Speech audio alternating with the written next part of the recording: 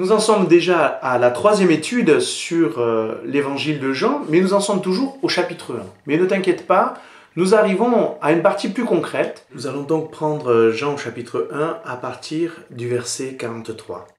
Jésus décida de partir pour la Galilée.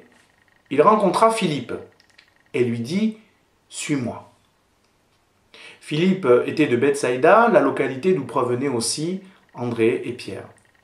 Ensuite, Philippe rencontra Nathanaël et lui dit « Nous avons trouvé celui dont Moïse a parlé dans le livre de la loi et dont les prophètes aussi ont parlé. C'est Jésus, le fils de Joseph, de Nazareth. » Nathanaël lui dit « Peut-il venir quelque chose de bon de Nazareth ?» Philippe lui répondit « Viens et tu verras. » Quand Jésus vit Nathanaël s'approcher de lui, il dit à son sujet « Voilà un véritable Israélite.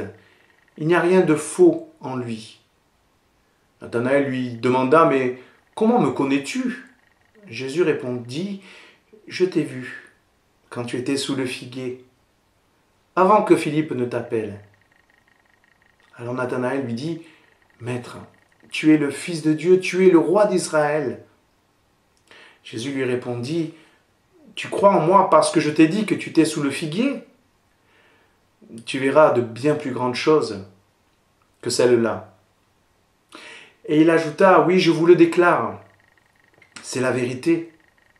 Vous verrez le ciel ouvert et les anges de Dieu monter et descendre au-dessus du Fils de l'homme. » Résumons-nous, Jésus sacrifie sa situation confortable de Fils de Dieu, qui était le créateur du monde, qui avait tout fait.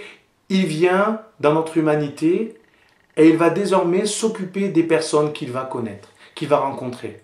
De manière si douce et si attentive que leur existence va complètement changer d'orientation. Comme Nathanaël, tu vas comprendre, ici et maintenant, que Jésus te voit, t'aime et veut t'aider à vivre une existence utile aux autres et dont tu pourrais être fier un jour.